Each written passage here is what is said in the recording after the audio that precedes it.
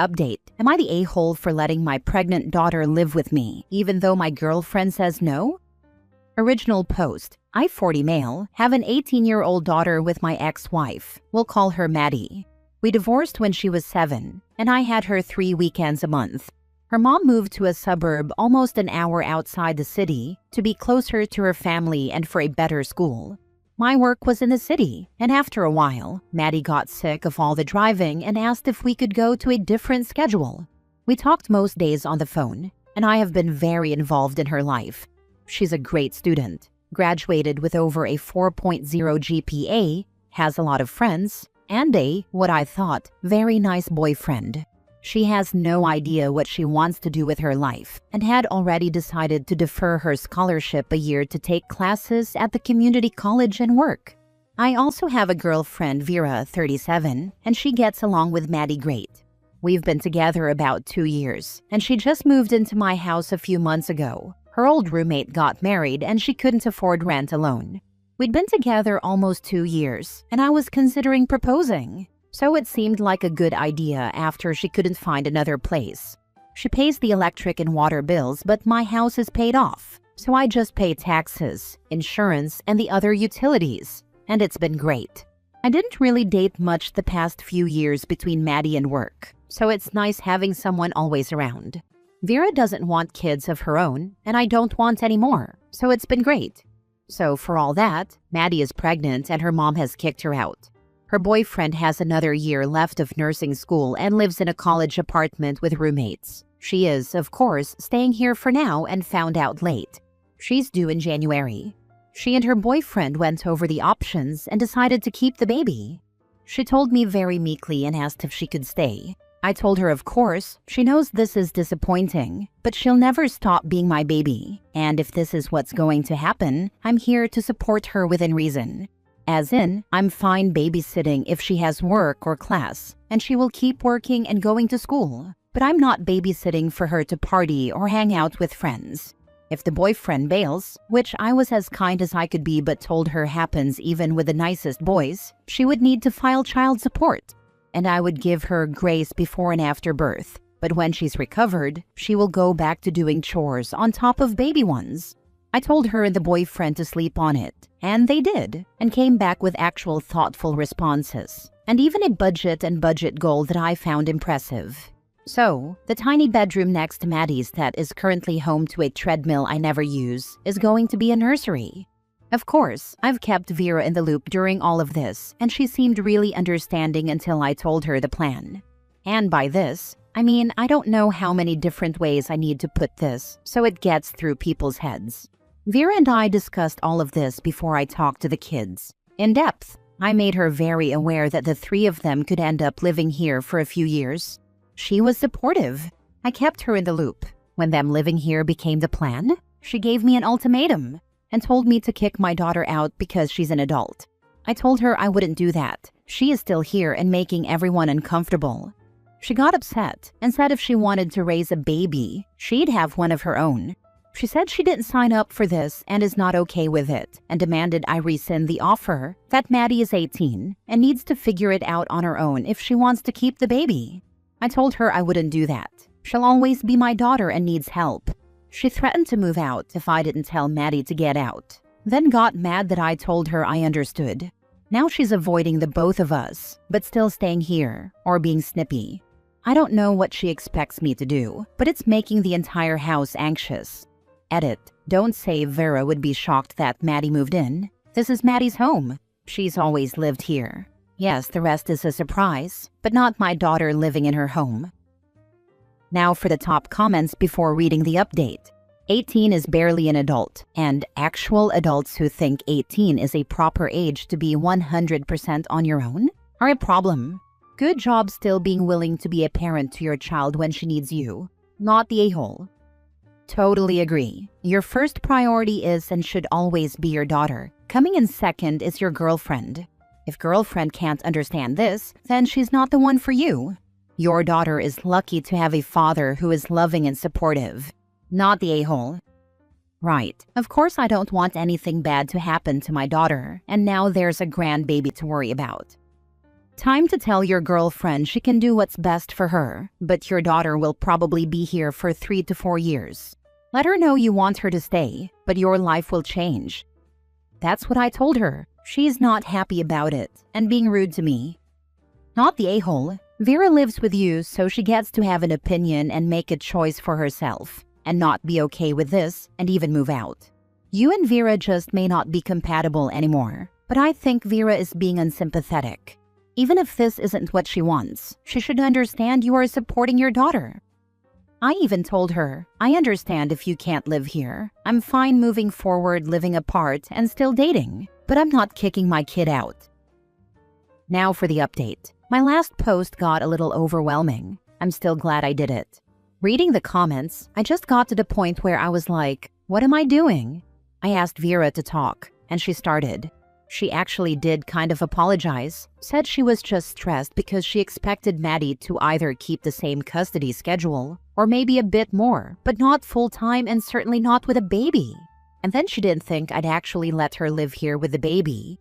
She said she'd be able to work with a compromise of Maddie and the boyfriend, let's call him Doug, getting their own place when he started working full-time, and they could promise to never ask her for help. I guess she thought as long as she had an end in sight, she would be able to handle it. I told her I understood, but her behavior was out of line and I can't see us working out after this. She was upset and seemed shocked and got pretty mad. I told her she was welcome to stay in the basement, finished, walk out, with a kitchenette, for a month while she found a new place, and I'd pay her back for the bills she'd paid, $790, so I rounded up to $1,000. She wasn't happy with any of this and was freaking out, so I called and asked Maddie if she could stay with Doug for the night. I offered to give Vera some space, and she told me to F off. I was working from home that day, so I was around but not in her way at all while she moved her things downstairs. She had work that night and let me know the next morning she'd be moving to her friends. I offered help, but again she said no and left her key on the counter. I changed the security code but told her if she left anything there, just to let me know, and I'd let her in to come and get it. So I thought there'd be no drama. I was obviously sad but felt better about the whole thing. We can't prove anything, but Maddie's carnivorous plants started rapidly dying the last few days, and she said a bunch of her concentrated fertilizer was gone. We all know not to touch them or water them, as in she had me install rain barrels because they can't have tap water. She's devastated and hasn't said it directly, but I think we both believe Vera did something to them. I've asked her if she wants me to do anything about it, and she said no. At one point, Vera sent her a nasty text saying she's the reason I'm alone, and she hopes she's happy. I told her to block her. I don't know if she feels guilty or like she deserves it. She doesn't even want me to replace them and said she'll just try to salvage some of them. So if anyone knows of good sites in the US to buy pictures or pings, hit me up. So, not great. I'm gonna stay single for a while, obviously. But there's some good news. I have a female friend who Maddie has known forever and has had kids, and she took her out to lunch. My issue was that Maddie thought she could power through and take courses in the spring with a newborn. She wouldn't listen to me and told me she'd make it work. My friend was able to convince her that one semester wasn't going to ruin her life, so that is a positive. And the boyfriend, Doug, I talked with his parents. They are like me, not thrilled but going to be supportive and excited for a grandbaby. They live over an hour away, but I told them I had a spare room they could use when they visit. And Doug, who does work part-time while he's in school, I told him yes, work this semester. But next semester, your #1 job is to finish your degree no matter what. I am willing to support them both financially, and with the baby more than I normally would, next semester, because I know the best way to ensure my grandbaby has a good life is making sure their dad has his degree and a good job. He seemed to understand and was thankful. Maybe he's not as much of a ding-dong as I thought he was, lol. So, to recap, I broke up with Vera and she moved in with a friend. We don't know if it was her, but Maddie's plants have been dying and she's devastated. But the boyfriend is doing good and moving in, so he can be a present parent. You're a great example to Doug in how to father a child. Yes, OP is. You are doing a wonderful thing for your daughter and her boyfriend. It's ideal to do things in a certain order, but it doesn't always work out that way. OP giving them a place to stay and supporting them and their babies so they can finish school is amazing. OP is my hero dad for today. Good riddance to Vera. As far as the plants go, I'd try transplanting them. Remove as much soil as possible from the roots first. I agree with this as well. Remove soil carefully. If there's a root ball, shake and poke, then soak it and gently prod with a thin stick to help greatly. Rinse it a ton, even the leaves. Heck, leave the roots in just some spring water for a day or two to help them soak up some water, and then plant them. It'll be a shock to the plants and not all might make it, but I've had plants come back from some seriously awful mistakes and mishaps, so I trust the damage to the plants can be fixed. This is what she's been doing, but most of the leaves and pictures are destroyed. Last story. Am I the a-hole for refusing to find a way to live with my dad's girlfriend's daughter?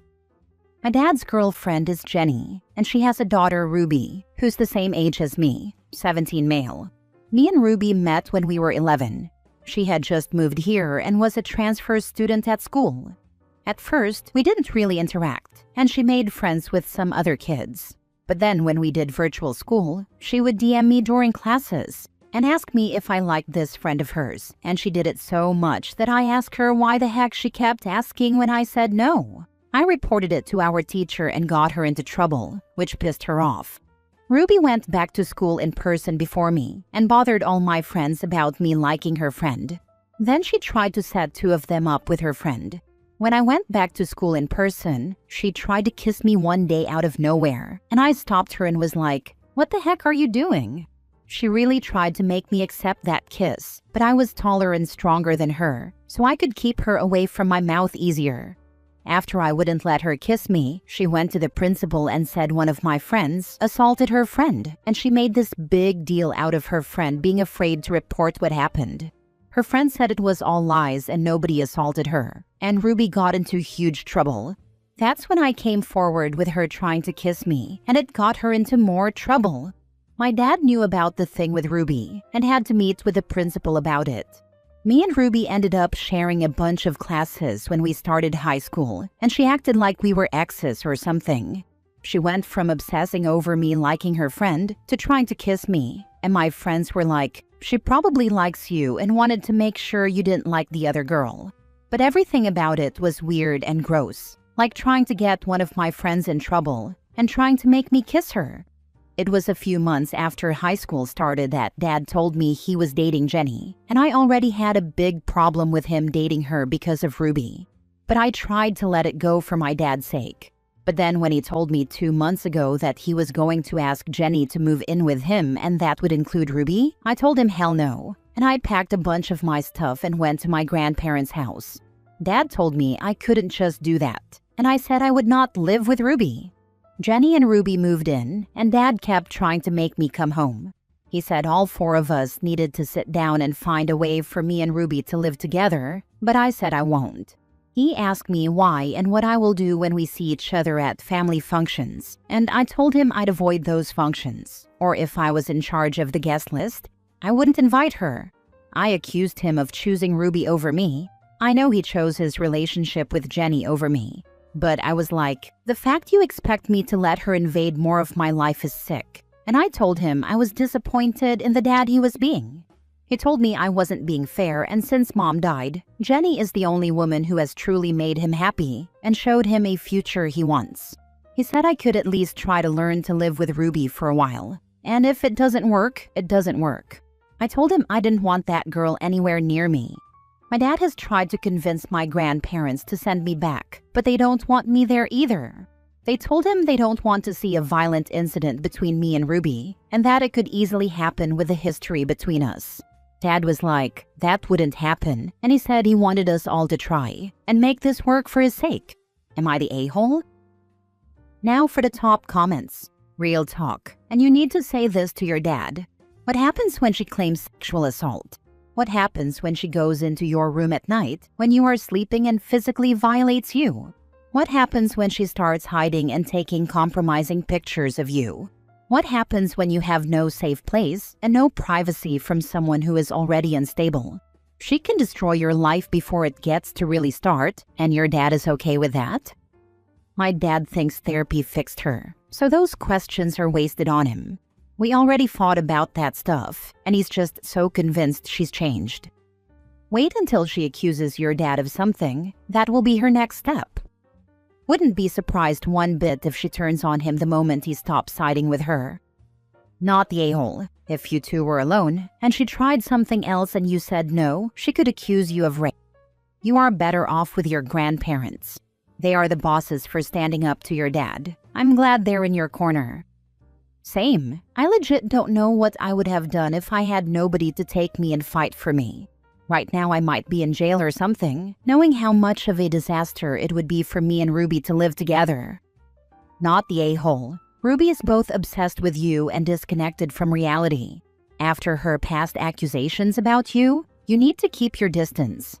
Not only would living with her be sheer misery and constant stress for you, but also, if you lived in the same house with her, you could find yourself accused by her of SA. Since you are a minor, your father can insist you move back in with him. I would act preemptively by contacting CPS. Tell them the whole story. You can offer proof through the schools and ask to be emancipated from your father since he is letting your stalker live in his house. I don't know that I trust CPS not to send me back anyway. I'd prefer to stay and fight in the courts than risk a crazy social worker putting me back there. My best friend is a foster kid, so I know that some of them do crazy stuff and don't always take things as seriously as they should.